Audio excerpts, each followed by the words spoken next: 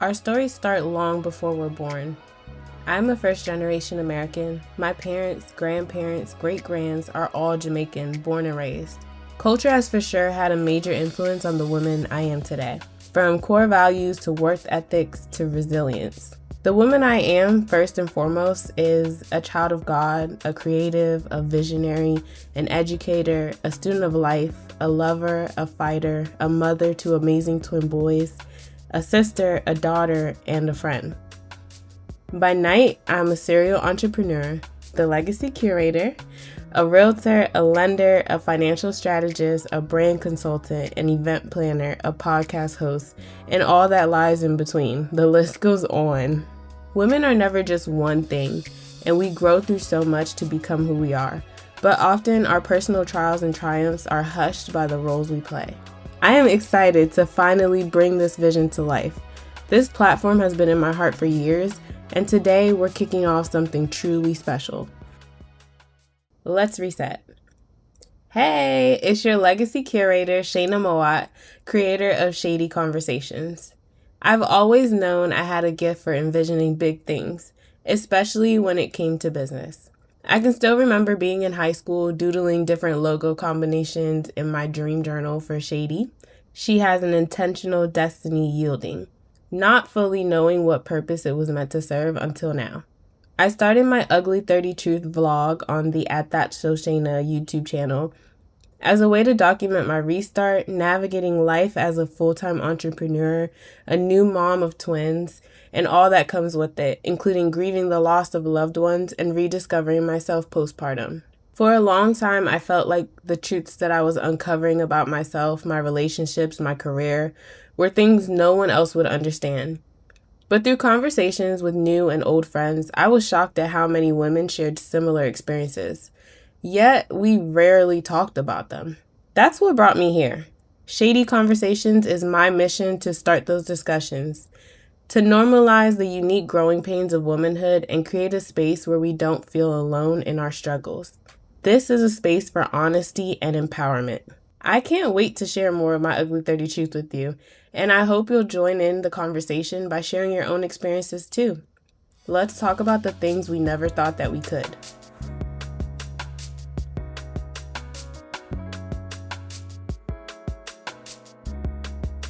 Now that you know who I am and why this platform exists, I want to shift into the heart of what SHAIDY Conversations is all about. Think of this segment as a mini episode, the kind of raw, honest, heart-level conversation you can expect here. Because if it's anything women have mastered, it's looking whole while carrying things we've never put words to. Let's start naming those things. These are the truths that we don't say out loud.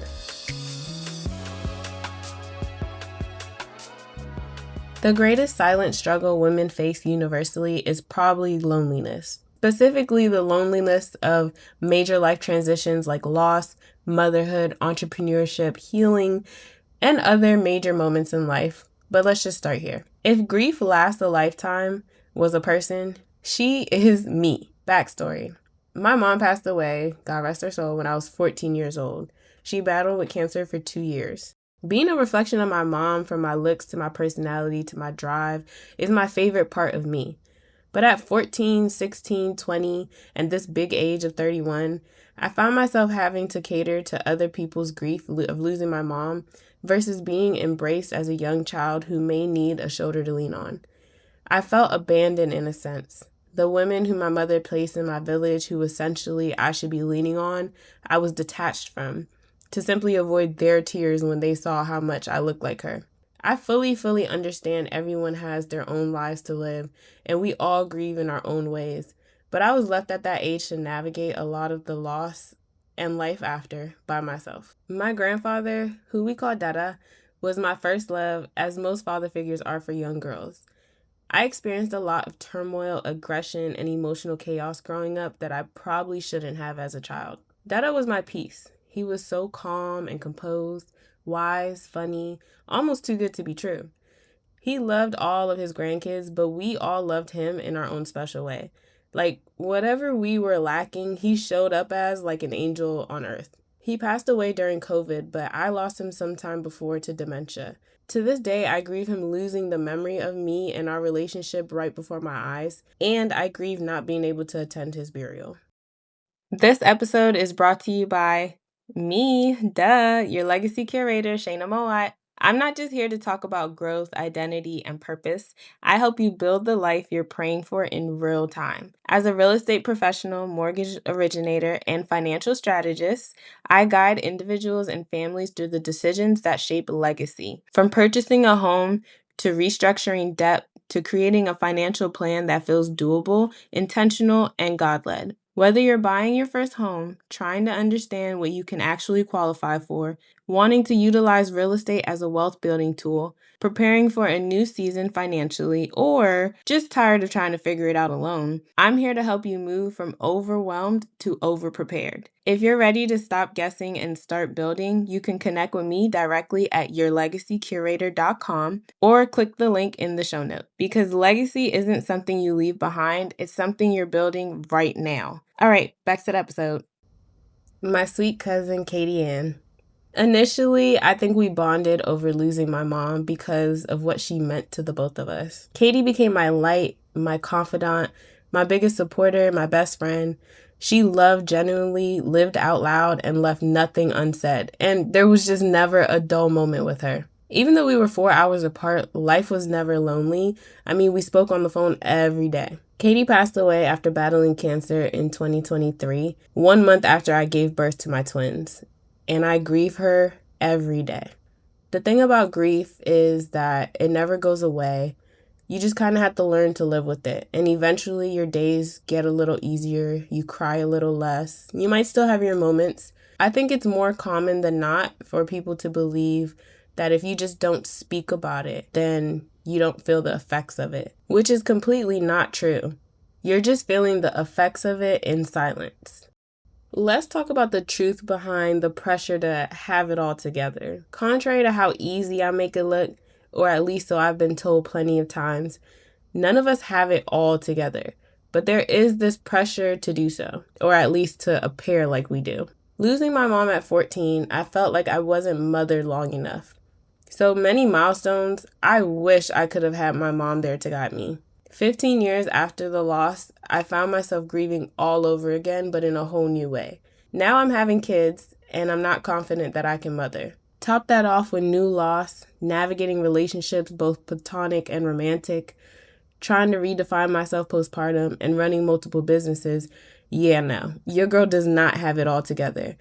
And I'm not ashamed to say that. So as I hold your hand very tight with love, I want to invite you to publicly admit that you don't have it all together as well. You're listening to Shady Conversations, the space where real women speak real truths, hosted by your Legacy Curator, Shaina Mowatt. And behind every episode is TSS Motif, the creative engine curating powerful experiences, brand storytelling, and meaningful conversations.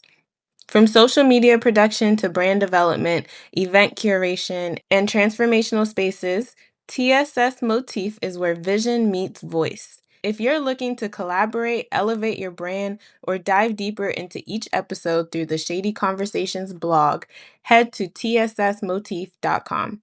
All right, back to the episode. There's also something to be said about friendships that shift as you grow. Even though she was my cousin, I've never had a true friend like Katie, and no one will ever fill those shoes. If you haven't experienced a friendship like that, I'm so sorry for you. Losing Katie showed me a lot about the relationships that I had with my friends. Grieving and growing shifted the position people held in my life. I'm not a high maintenance friend. We don't have to talk every day. But if you don't reciprocate the kind of love, care, and support that I thrive to give, I will just have to love you from a distance. I've seen my support groups change drastically. My high school homegirls, we down to 3 now, but the 3 of us are locked in. The Ladybirds, which is my sister cousins, which also once included Katie, is now just 3. My blood sister, Chantel, and my sister cousin Kim, and myself. My real estate sisters are work connections turned real friends. Hey, Diamond. I also have my best friend, Makio, my little sister, Anna, and there are a few other dope ladies that make up my village, and it's nothing but love, care, and support. But what this village looks like now is not what it was 5 or even 2 years ago, and it might not look the same in 5 years or even next year. If there's one thing my life has taught me, it's that womanhood is a series of decisions we quietly survive, grow through, and eventually outgrow. We make choices we're proud of, choices we're healing from, and choices we still don't talk about out loud. But every decision, every shift, every loss, every moment we had to pick ourselves up carries us closer to the woman God designed us to be. My journey, with all of its grief, reinvention, fears, and shifting relationships, has taught me this. The things we hide are often the very things that connect us, strengthen us, and prepare us for purpose. So as we prepare to grow this platform together, I want to set the intention with this. Your story is not something to shrink from, it's something God is shaping you through. Your shame is not a prison, it's a lie you no longer have to agree with. Your journey is not random, it is intentional even when it's painful. If you stay close to God, stay true to yourself, and stay open to conversation, you'll start to see that every step, every loss, every lesson, every divine interruption was leading you back to purpose. Thank you for listening to my beginning. I pray this platform becomes a place where your truth feels safe, your healing feels possible, and your purpose feels real. I'm your host, Shaina, and we're just getting started.